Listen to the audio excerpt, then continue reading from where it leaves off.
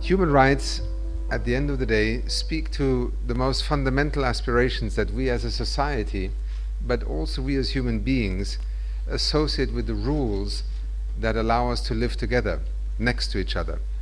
And business, even though being a corporate creature, is actually also bound in this relationship between people and a nation or a state and government.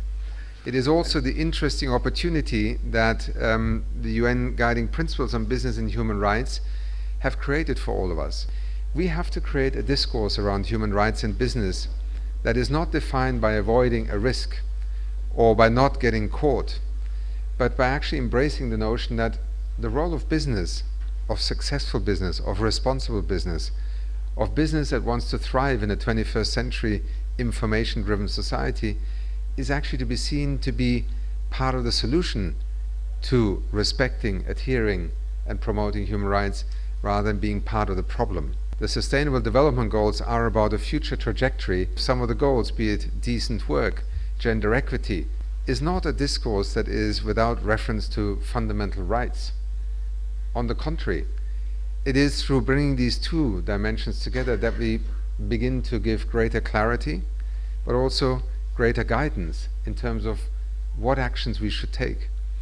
And most importantly, how governments, how business, how consumers, how civil society should work with one another. Businesses sometimes used to argue, once we've paid our taxes, don't expect us to worry about what happens next. The transformations, the challenges we face, but also the immediacy with which our communities, our societies, our citizens respond to transgressions, to not observing fundamental human rights, have demonstrated that there's a very heavy price to pay, and not just as a business or as a corporation, but a very heavy price to pay as a society. That notion of a license to operate is much more than just an abstract sentiment amongst consumers or citizens.